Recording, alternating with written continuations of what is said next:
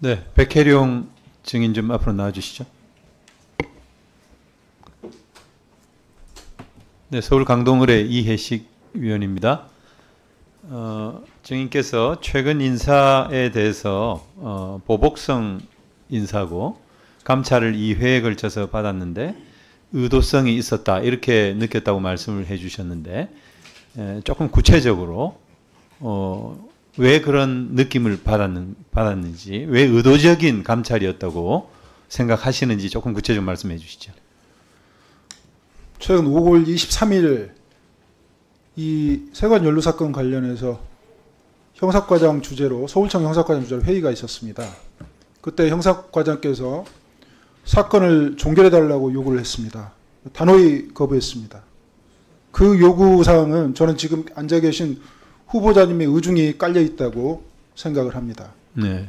거기에 터잡아서 그 자리에서 제가 지금 수사를 방해하고 있는 검찰에 대해서 직무배제 요청을 할 것이다. 그 전에 영장심의회를 구성해서 이 실마리를 좀 풀어달라 요청을 했습니다. 움직임이 전혀 없었습니다. 그래서 제가 검사에 대해서 직무배제 요청을 수사협조의뢰 공문으로 보낸 것이고요. 네. 그게 발단이 됐다고 생각을 합니다.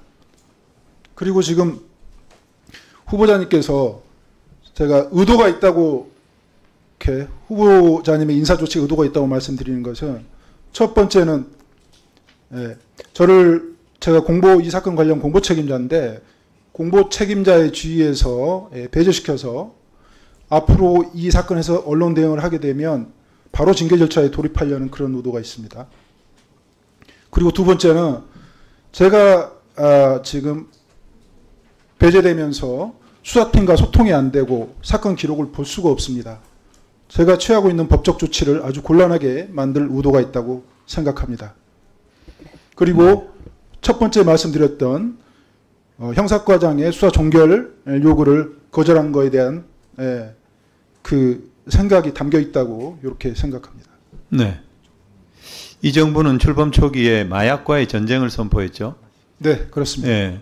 마약 수사에 대해서 독려를 했을 거고, 근데 앞으로는 그렇게 독려를 하면서도 뒤로는 마약 범죄에 연루된 사람에 대해서 은폐하고 숨겨주려고 하고 이렇게 열심히 수사한 경찰관에 대해서 보복성 인사를 하고, 여기에 대해서 당사자로서 어떻게 느끼십니까?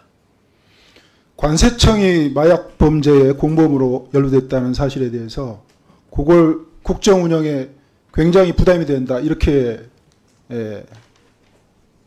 관세청 자체가 아니고 관세청 직원이었을 거 아니겠어요? 네, 그렇습니다. 세관 직원입니다. 네. 관세청 직원입니다.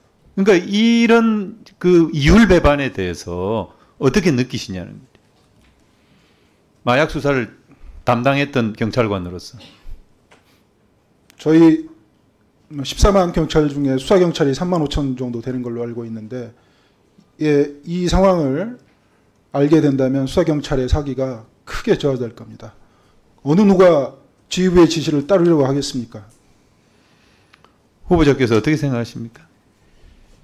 예, 일단 5월 23일 사건 종결 요구가 있었다는 걸 저도 지금 방금 알았는데, 만약에 제가 이거 사건 종결 요구가 필요하면 제가 서장한테 전화를 하지 뭐 형사과장 시켜서 그렇게 하겠습니까? 그래 안 해요. 그거는 전혀 의도성이나 사실과 보복 전혀 사실과 이런 게 다르고요. 없었다.